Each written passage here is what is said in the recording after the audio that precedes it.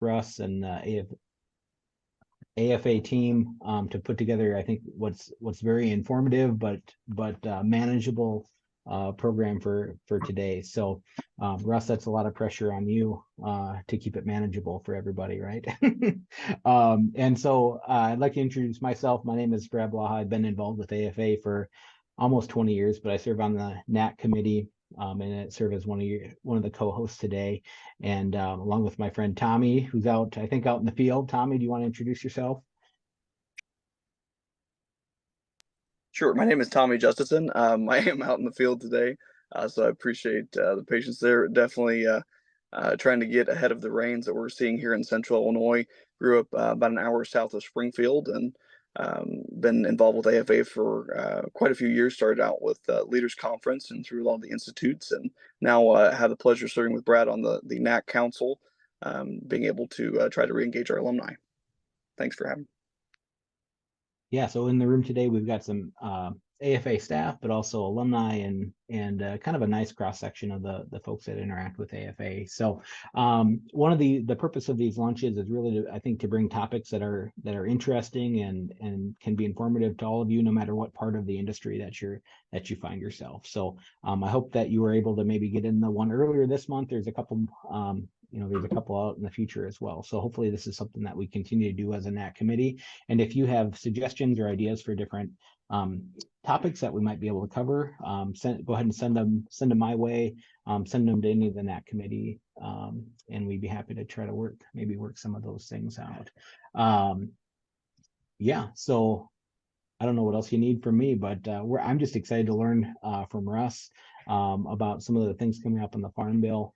So I'll kick it over to you, Russ. Take it away. Well, thank you, Brad and Tommy both, and what a pleasure.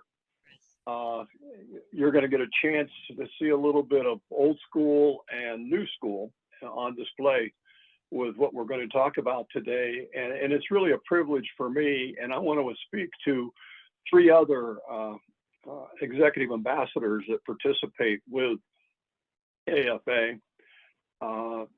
Suzanne Watson, who's got a history with both Dow and Corteva, presented last month a program on networking. Many of us participated in it, and it was an excellent start to this, what I call alumni luncheon series. Also, Bill Hendricks will present within the next month a Valent, retiree, and he works on numerous boards. He's an Iowa State grad. And lastly, Mike Ead, who's with Morris Bixby, and his history is with the pharmaceutical and seed side of the game. So an Illinois guy, and all four of us are just, we're delighted. It's kind of like we finally found our home after 45, 48 years in the industry. And I started my career as a teacher and a coach. And I'll end my career as a teacher and a coach. Some ask, well, why don't you walk away from this thing? Isn't it time to retire? And the answer to that is that I'm not a good golfer. My wife won't let me buy a boat.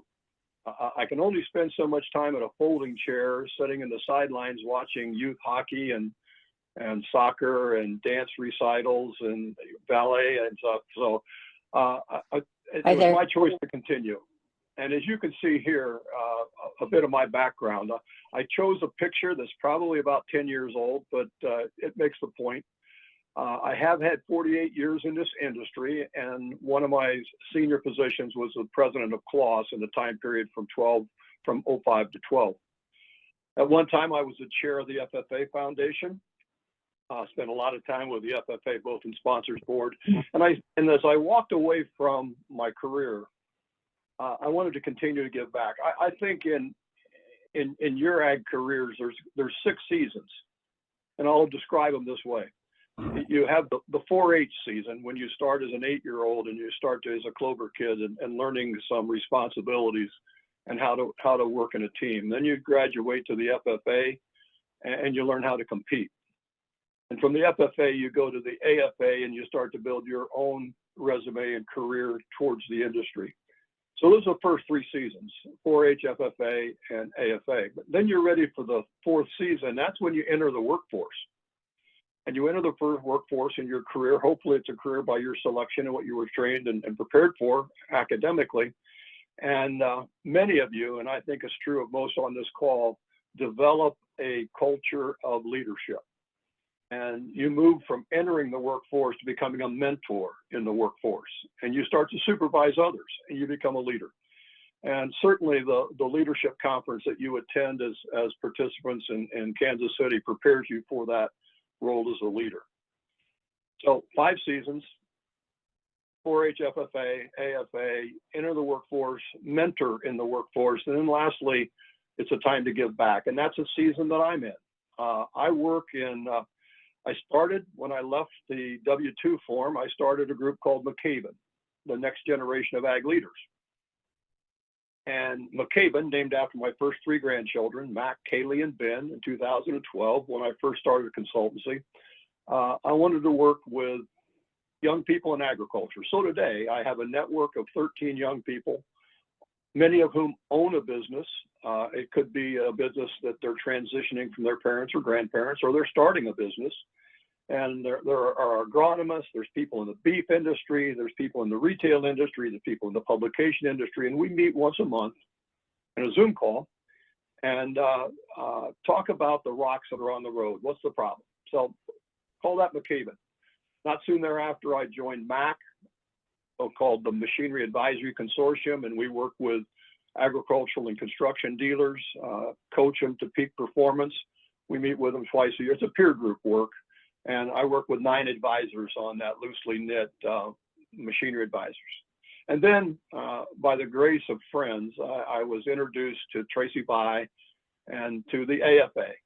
And while knowing a lot about 4-H, knowing a lot about FFA, knew very little about the AFA, and I became a member of this short group of advisors last November, executive advisors of the AFA. And now as I pivot and I think about what I learned from you and what you do to keep me relevant, I'm co-founding with one of my members a leadership academy. We call it the Stratovation Leadership Academy, powered by McCaben. So you'll see over time, there was a press release last month, but we're going to turn our attention to training young people in the distribution field of agriculture and help them address some of the void or the vacuum that's been left as we've gone to a COVID society and remote work and digital work. We say that any succeeding business is going to be, they're going to be connected and collaborative, they're going to be adaptive, and they're going to be digital, and no better explanation of that than where we are here. So that's my background. And so as we advance, we're going to talk about the Farm Bill. And I can't think maybe of a more difficult task to define than to talk about what we've done as American citizens over the last 90 years, to associate ourselves with a piece of legislation that is governing some of the insurance, safety net, and development at the farm gate, but also deals with our nutrition issues. So you can see that the team of participants, Chelsea, Tommy, and Brad, have put together and collated some questions. So the first question's on the screen, and we're asking you, who was the president that originated the first Farm Bill, and what year was that? So use the chat to insert your answer. I see there's only one in chat at this point, but if you know who the president was that first advocated the first Farm Bill and what year that was, mention that in the chat area. And we'll give you just about 30 seconds to do that, and then we're going to reveal the answer. So many of you are on Google right now trying to come to the top of the list. I see correct answers already. All right, let's flip over. You can see that in 1933, our only 4-term president, Franklin Delano Roosevelt, was addressing the shortcomings and the risks that were involved in agriculture at that time. And I know it's hard for many of you to slice yourself back into a depression society, but I can remember my grandmother and to a degree my parents, who were youngsters later on in the next generation, the greatest generation, but this generation of the Depression Society lived through some real hardships. I read an article that indicated at one time in South Dakota, the price on a bushel of corn was -3 cents. In other words, if you wanted to discard a bushel of corn, you had to go to the elevator, and if you had 10 bushels, of course, you'd have to bring 30 cents. If you had 100 bushels, you had to bring $30. So in other words, there was no value on your crop. But within the period of the Dust Bowl and the absence of people losing, over 70% of farms went into foreclosure during a time period of the Dust Bowl. So there was a need during that time period to put a safety net over agriculture because of the importance of our society. So four-term President Franklin Delano Roosevelt not only guided us through the initiation of a bill, a piece of legislation that's changed every 5 years, but started a legislation that gave us security in nutrition and the delivery of food. You advance, the next slide says, who are the stakeholders in the Farm Bill? And there's many. And as a matter of fact, you are a stakeholder in the farm. The producers, the farmer ranchers, low-income families are stakeholders, consumers, environmental groups, trade, transportation organizations, rural development, food producers. So even though it may sound like a bill that many perceive, a perception, there's a perception that it protects 2% of our society, the ranchers, farmers, producers. It's really bigger than that. It's much bigger than that, because I shared with Brad, Tommy, and Chelsea that if you look at the statistics of the people that are involved in food delivery, it's more like 14% of our society. Of our 330 million people, 14% are either in production of, transportation of, processing with, or delivery, retail of food.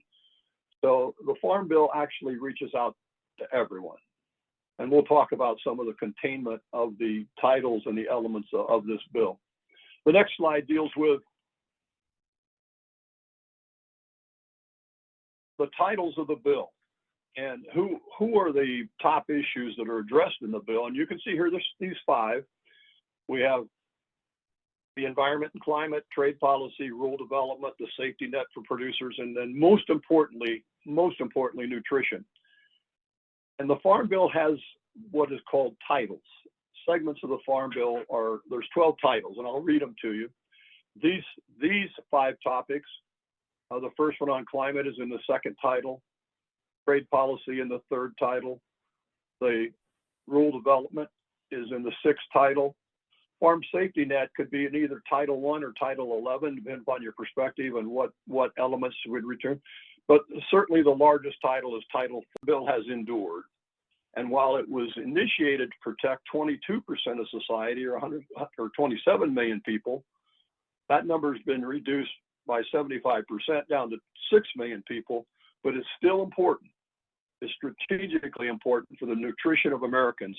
And we'll have a slide that shows you later where America sets on the percent that Americans spend on their food basket versus the underdeveloped countries around the world. But this caught me strange that at the time of the bill, 1 in 5 Americans were on a farm producing food. Today, you can understand why a John Hopkins study in 2018, when asked the question of how familiar are you with the Farm Bill, that 2% said, not very familiar at all. And 18% say, I have some familiarization. So if you're on this call and you're interested in the Farm Bill, you're in a select society, because only 1 out of 5 people, where we all benefit from the Farm Bill, only 1 out of 5 really knows what it is and how it's constructed. All right, next question, or next slide, pardon me. This is again, this is an iron guy kind of question, but during this time frame, in what year did tractor power replace or surpass animal power as that power source on the American farm?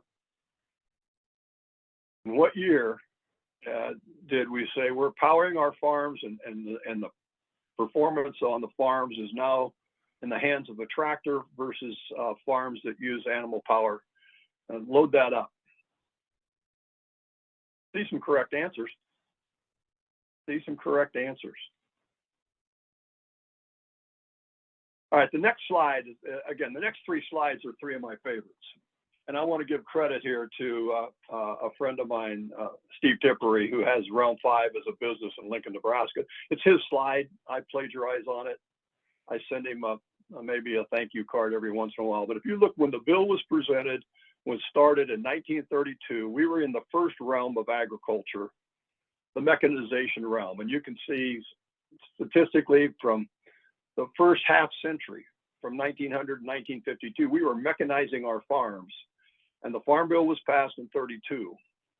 22 years later, tractors overcame animal power on the farms in 1954 in that mechanization. And the next realm, the next significant impact on farm productivity was hybridization. And that ran for 25 years from 50 to 77. Then we went into the GMO era. We started putting technology into our seeds. And that was in the next 25-year era in 76 to 06. We pivoted to precision agriculture, and we still today are talking a lot about the relevance and how technical agriculture has improved our productivity. A good question to ask here was maybe what the average corn yield was in 1954 at the time of hybridization, and it was probably a two-digit number. It was probably in the 70s. But after hybridization, after GMO, after precision agriculture, I think the latest statistical numbers between 172 and 176, and many of you probably come from farm operations that average in the 200s. Now, as I said, businesses today are connected, they're collaborative, they're agile, and they're digital. So now we're in the era of digitization, data-driven decisions, automation of the farms, and this realm will go on for some time as we continue to address the workforce shortages on our farm places, technology that's coming into our workplaces. I do some work with a milking company that it amazes me to watch an animal be milked in 12 minutes with no human intervention, and how that is adding to the productivity of our protein industry through dairy. A really fun slide, and I invite you to use this talking about the history. By the way, there are only a few of us on the call that were alive in 1954, and I'll put myself in that fraternity. All right, advance. Love this slide. I love this slide. If a picture's worth 1,000 words, this picture is worth 1,000 statements. And as you can see, if you look at it, geographically, across the globe from the Northwest, you can see the developed countries of US and Canada. Then you can see South America moving across into Africa and Europe, Asia, the Asian East, and then into Australia. So there's two messages from this slide. Upper left says, what's the annual income spent on food?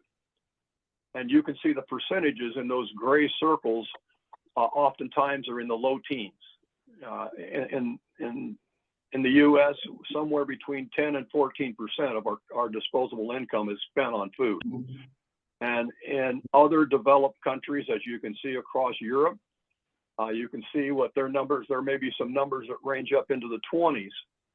But the second dimension of this slide talks about nutrition. And by the color of the circle in the upper right side, that grid or that index would tell you the darker moving to brown the circle, the more malnutrition exists with children under 5 years of age. So if I look at Pakistan, if I were a citizen of Pakistan, 45% of my disposable income would be used to feed me. And I have over 40% of the young people in Pakistan are undernourished. Now, the purpose of the slide isn't for me to talk about the others, but it's to talk about the success and the benefits that we have in our modern lifestyle. As much as we talk about the $440 billion spent in 2018 on the Farm Bill, we talk about 30 to 35 million people taking advantage of SNAP, we still have a very beneficial and a very nutritious lifestyle that's afforded to us by the American farmer, by American commerce, and by the distribution and retail of our foodstuffs. I would ask any of you how far you would have to walk to see a banana tree. But I bet you can walk within 5 blocks and buy a banana. That's a great example of how we in North America are benefit from the infrastructure that we have and the trade policies that we have and the nutrition cycles that we have versus the globe. So again, I think this slide might be a little dated. It might go back to 2014, 15. I could probably find a date if I look close enough. 2008 in the upper left-hand corner. I bet it still spells true today. Now, the nutrition value, we spend a lot of money in benevolence to other countries for their nutrition, but that still points out how successful the Farm Bill is for us. All right, let's advance to the next slide.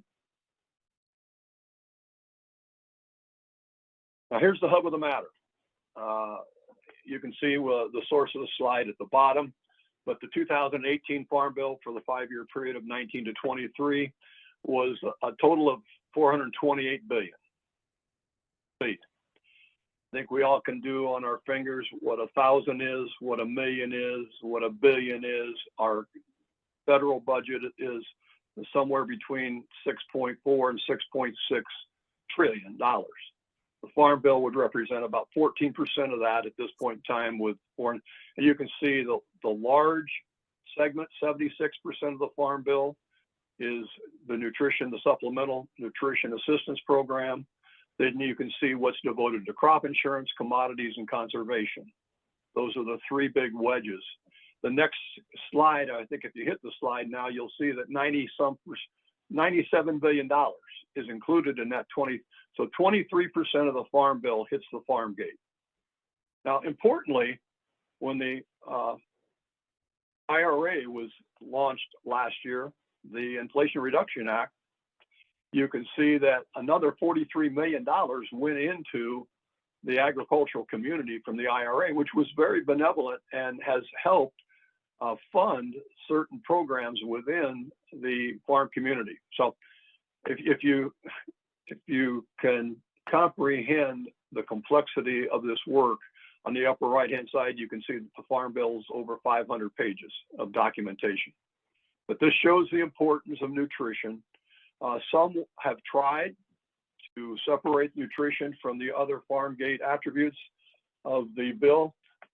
My personal bias is I wouldn't want to see that happen, because I think if 2% of society is producing a nutrition for 100% of society, this is our way of demonstrating, even though it's only 24, 25% of the Farm Bill expenditures, it's important. And it's important that we have a safe, abundant, nutritious food supply that we can help the nutrition of all of society. So I might be making a bit of a political statement there. All right, let's advance. Next question is, what was the first year that the Supplemental Nutrition Assistance Program became part of the bill? Remembering we've had 18 farm bills since 1933, we're now preparing for our 19th bill as we're acting in Congress right now. All right, we've loaded some up. What year did supplemental nutrition? Now, mind you, it's a bit of a trick question because we had food stamps. We had food stamps before we had SNAP. SNAP isn't consistent with the first distribution of the food stamp program. All right, the answer is, I don't think we have the answer. I'll have to tell you. The answer was 1977. The answer was 1977 when SNAP became an acronym within the Title IV of the Farm Bill. And this question talks about the administration of the bill. We all know the U.S. Department of Agriculture, but look at the number, and I think Brad said it well, this alphabet soup, as you can see here, of the different agencies that exist under the jurisdiction of the U.S. Department of Agriculture, and each one would have a different responsibility in the administration of some element of the bill. So the Farm Service Agency, Natural Resource or Conservation Service, rural development, very important, particularly, and in the last Farm Bill, and there, I'm sure it'll be contained in the next Farm Bill, is driving broadband connectivity to the rural community, so that for those in the rural communities, they have the same exposure and capabilities for broadband connectivity. Food nutrition goes without saying. Ag marketing, risk management, foreign agriculture. At the bottom, commodity credit. Commodity credit administers a number of the programs for disaster relief for farm communities, rural communities that have been impacted by weather events of hurricanes, tornadoes, floods, all of the events that would impact the supply of nutrition to society. Advance. All right, couple of maps here. The first one deals with the House.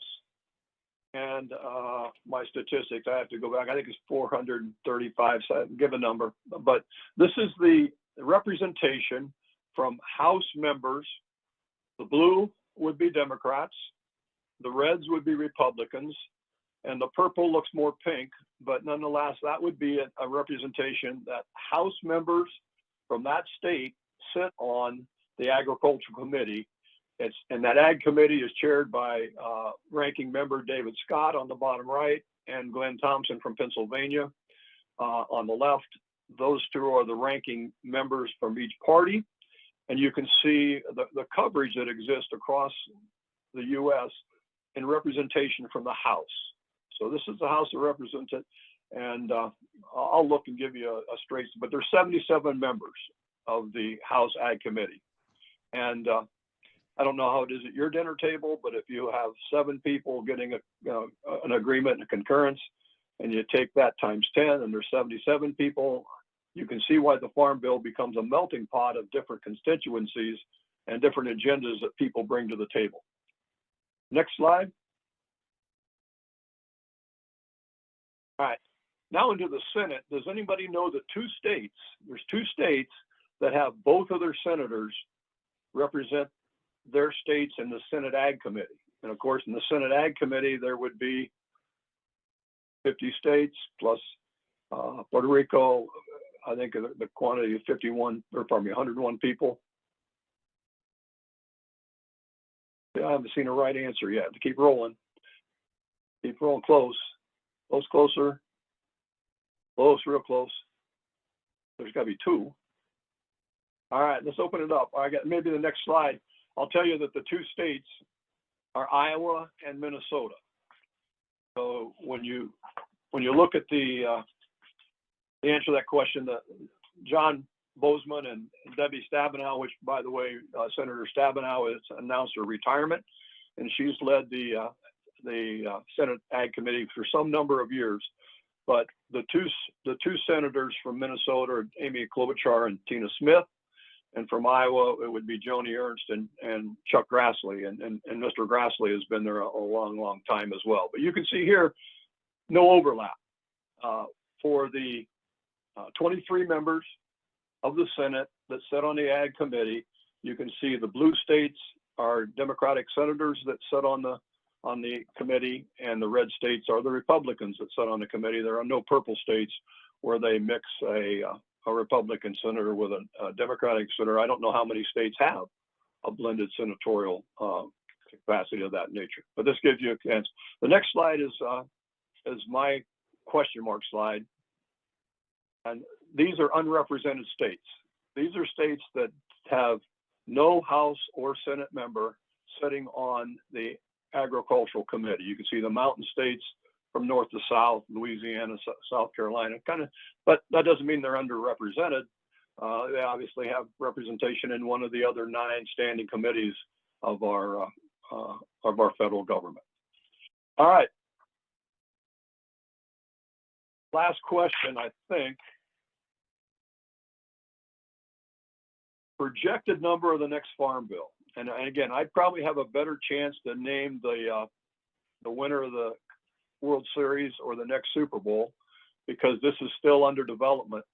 But make a guess. If at 428 billion was our last Farm Bill, what do you think will be written into the next Farm Bill as a value? Ooh, there's a big one.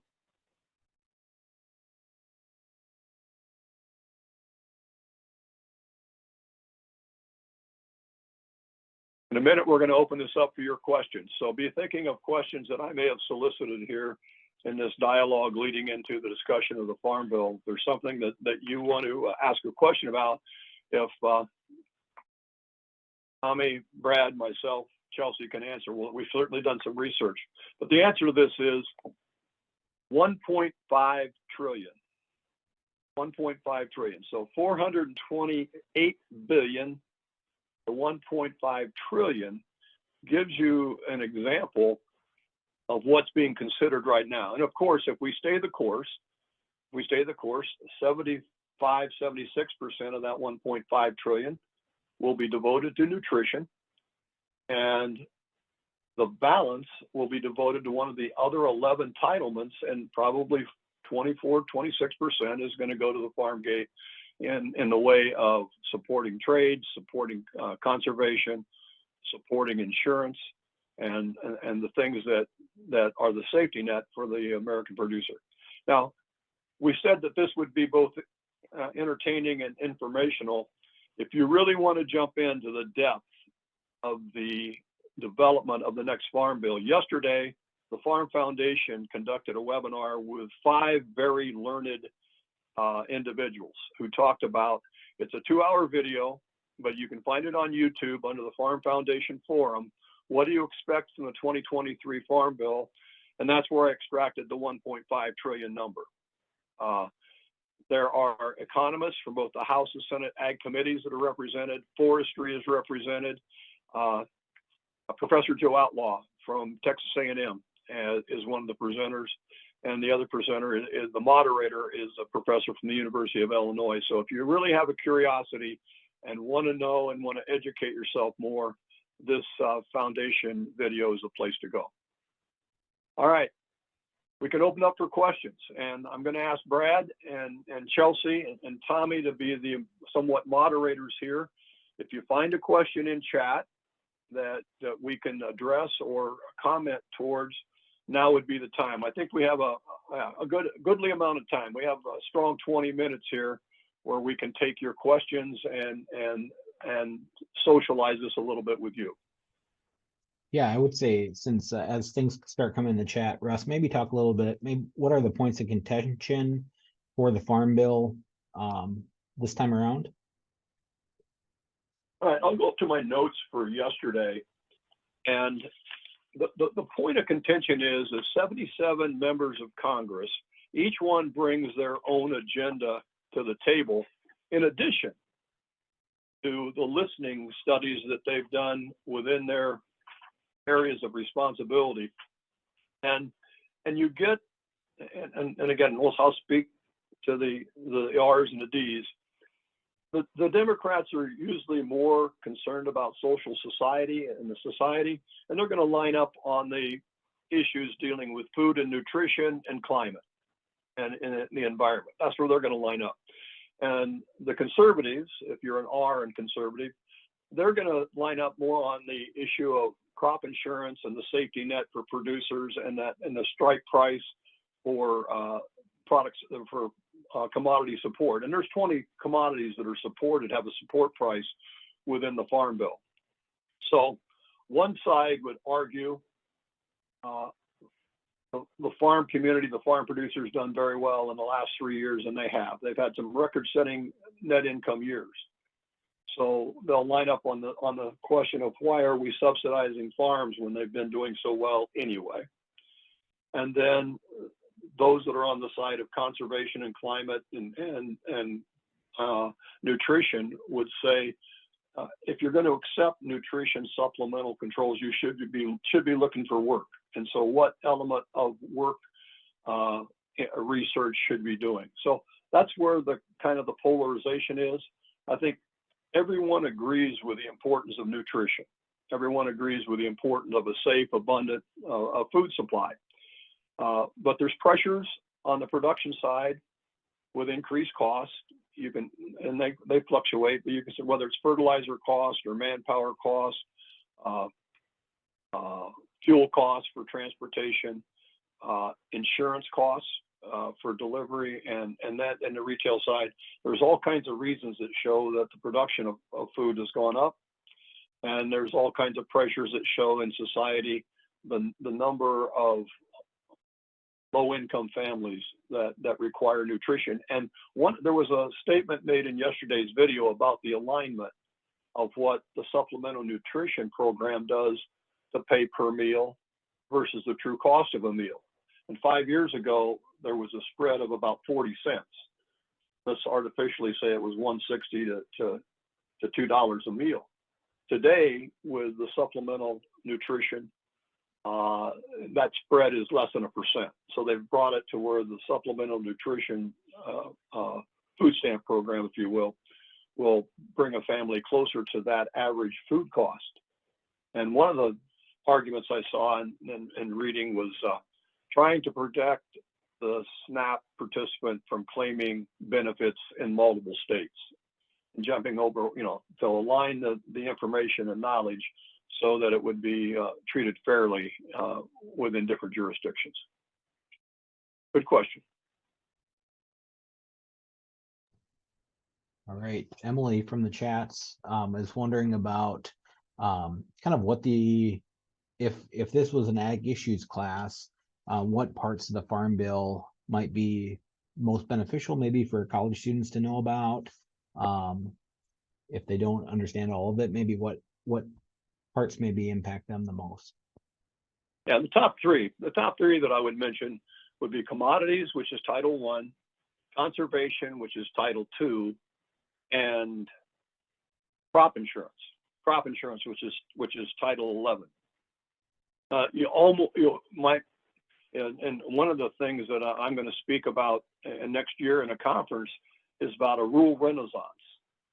And rural development is important. If we're going to make, if we're going to try and plateau and cap the migration of young professionals away from a rural society and into an urban society, it's a showstopper if there's not broadband capability within communities. And I'm working with a couple from Eastern Colorado who are involved with economic development, and the amount of money that they're spending as part of subsidies from the rural development portion of the Farm Bill is to bring broadband capabilities into communities of under 1,000 population, so that you can keep young people there in a productive career, or you can work in a productive career remotely from a rural environment as well as you can from working in Davenport, Iowa. So rural development would be another one. I think we all have to be concerned about how our society is spread. And when we populate ourselves around urban communities and urban societies, there's certain challenges there. And certainly it would be hard to move a spouse into a community of 3,000 people that the nearest movie theater was a 2-hour drive. So there's got to be development in the rural communities as well. But one area that, and I saw in the slide from the work yesterday, the amount of money that was taken out of research in the last Farm Bill. So there was a slide showing research investments going down.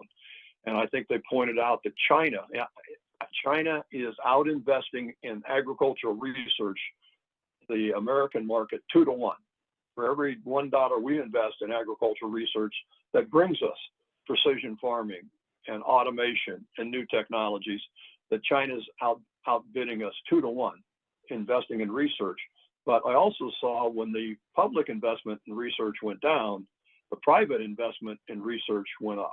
And again, one of the reasons for investing in our land grant community or land grant colleges is so that we're driving towards an intellect and a research in that area. Good. You're muted, Brad. See, it helps if I just click it once, right?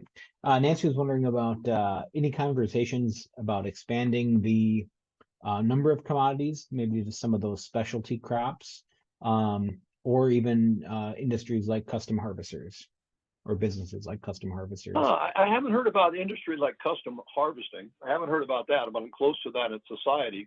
That's interesting. But certainly specialty crops. As a matter of fact, in 2018, as you may recall, that hemp became a covered commodity in the 2018 bill. And while I don't know that that has matured the way that it was expected during that time frame, the short answer is yes. The broadening of because again, in the Democratic channel, there's more emphasis on the medium to small size farm. They want to make it such that there's a profitable income and a profitable lifestyle for the smaller farm, which may be that farm that you see at the farmer's market every Friday night or Saturday morning, that are bringing produce directly from farm to market. And whether they could be selling everything from horticulture and floral to protein products and vegetable products. And I know that every state here in Kentucky, our Commissioner Quarles, Ryan Quarles, has done a great job of investing in small agriculture for those people that are marketing in that direct farm to market, farm to restaurant, farm to grocery market. So I think that will be something that will be looked at because of the emphasis to try and support the medium and small size farm. Great, thanks. How about have you heard of any changes, Russ, in the SNAP requirements, or any background on that at all? Most that I've heard is interest, but not success. And that, again, we're all concerned about our deficit. And certainly if the Farm Bill is going to go from $428 billion, 3 times growth to $1.5 trillion, as Americans, we're only paying so much taxes, right? And I did some research on the tax level, and I believe in taxation, quite candidly, because I believe what happens is I kind of believe in it the same way I believe in the community chest or United way. Smarter people than me know where money needs to go. And certainly I pay property taxes for education in my community. I pay taxes on my automobile for transportation. I looked at my last hotel bill. I was in Kansas City last week and I paid $129 for a hotel room.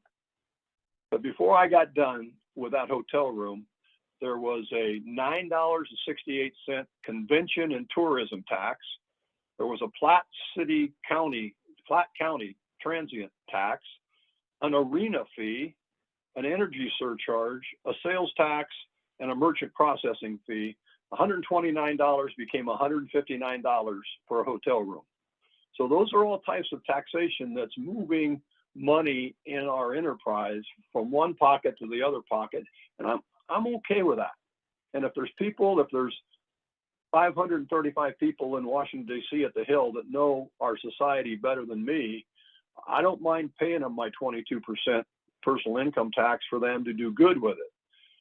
But when I hear some of the things that they misappropriate, or I understand that we're having a deficit of spending, that we can't control our budget, then I have a problem with leadership. So I'm moving over in the editorial sand, but I shouldn't. But you asked my opinion. That's my opinion. Hey, Russ, can you hear me okay? Yeah, go ahead, Tommy. Hey there. Just a point real quick. I apologize. I said I'm back here at the farm, so it's a little bit loud. But I had the opportunity this cycle around to serve on a committee for Congresswoman Mary Miller. She's on the Ag Committee from Illinois. And when I was there for the Institute last week, I got to spend about an hour and 15 minutes or so with her talking about the Farm Bill on a couple different fronts. And just from one member's perspective and what we've kind of seen, there's been a lot of pushback, at least on the right, from some of the sustainability moves on this bill, the wind, solar, and other subsidies that could go through there that's been tied to the bill, as well as, of course, the overall funding dollars, as you had mentioned. And I also wanted to highlight the point that you made. I think it's a really important point that people don't realize enough, is how much rural development does back for the communities that we serve. So, in municipal government, just for me, got back from Chicago from a conference, and one of the things that they yield consistently is the opportunities for rural development grants for small business owners and just for development. We've been fortunate to have fiber in our small community, but a lot of communities around us are still working towards that, as well as just getting their businesses back to revitalization. So I want to highlight a couple of those points. They really, from her perspective, they don't see something coming until the Senate pushes their bill forward and then allows them to be able to kind of hash it through the House. But that was, again, their perspective. That's good. And you bring up a good point too, Tommy. I know you, and I know that AFA, through their policy institutes, have the way to be heard is you can communicate in a written format and contact your Congress people through their independent offices, but showing up matters. And I know that AFA has a policy institute that they show up and talk directly on, assuming that the government stays open on the third week of October. I'll accompany AED, the Association of Equipment Distributors. We'll take 50 to 60 businessmen to the Hill, and we'll talk about those things that are important to us. And certainly the Farm Bill will be one of those discussions. How tax law is developed will be one of those discussions. But you just can't spectate. You just can't stand in the bleachers and watch and spectate. You got to get engaged and get involved. And being engaged and involved like young people are with associations like AFA, and collectively coming together and sharing ideas and sharing thoughts and getting the facts and setting out the facts straight are great ways for you to become more informed, more educated, and then you can make better decisions as an individual. And trust me, you can be assured that every one of you is perceived as a leader in your society. And the way you carry yourself in society, the next time that you're out with a tailgate getting ready for the Kansas football game, and somebody brings up the Farm Bill, you'll be able to speak now with a little bit more intellect, saying, hey, I get it. I understand the titles, but if we're not spending money on rural America, Kansas can't flex its muscles. We can't be a better state. It's just not about Wichita and Kansas City.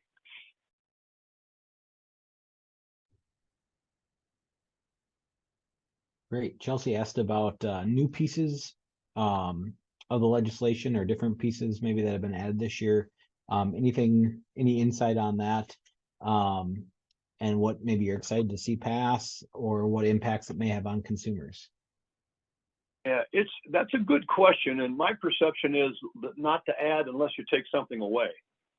So if you list the 12 different titles that are there already, and the ones that are heavily funded, nutrition, crop insurance, conservation, and commodities, then you've got forestry and research and trade, rural development.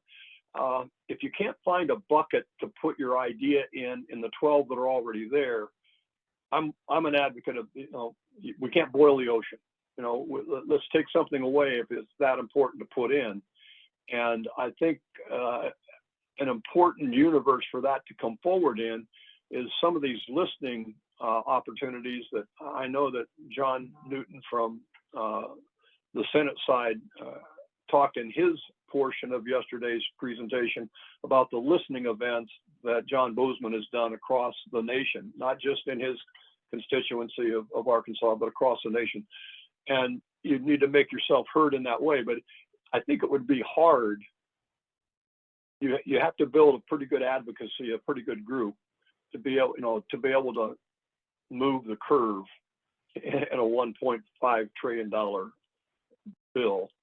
But $1.5 trillion, you can probably find some money. And that's where the IRA, the Inflation Reduction Act last year, with that $43 million, helped support some programs that were maybe underfunded or underattended to in the Farm Bill, got some attention. And again, in that 2-hour video, those IRA, Inflation Reduction Act investments were cited and were identified. So it'd be a good idea to look at that. But I would say change is imminent. If you look back at the 18 bills, when did SNAP come into play? When did farm insurance come into play? When did rural development come into play?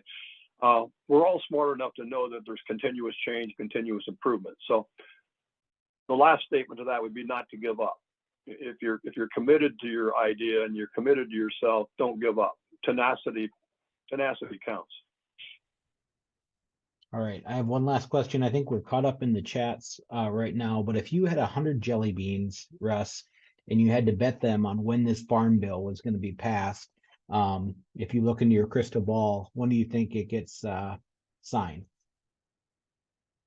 April of next year. April of 2024. We're in such a chaotic election year cycle and time. If I was, I'm chuckling. I was going to say, if I was going to coach one of my children to go into a career, I'd tell them to be a judge because we adjudicate everything. But I guess I have one of those.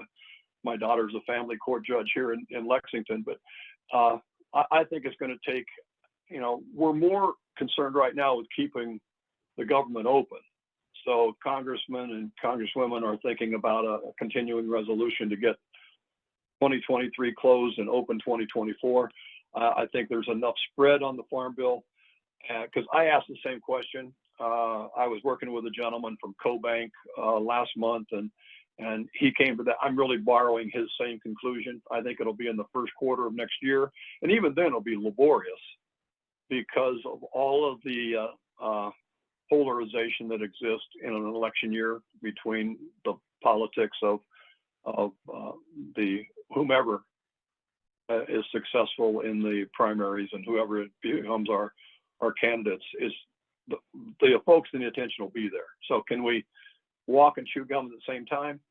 Yeah, time will tell.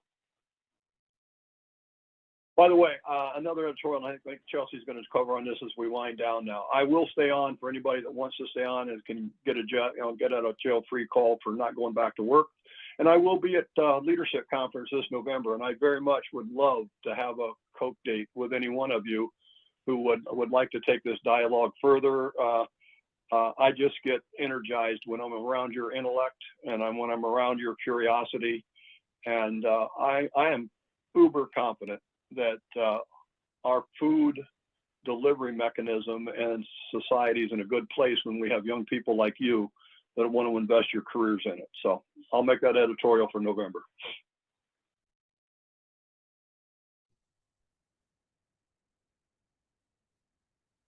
Perfect. Chelsea, any other announcements from AFA staff? I know I've seen a few things in the chat about the Alumni and Friends Social at conference in November at the 10th, and I will look forward to seeing you all there.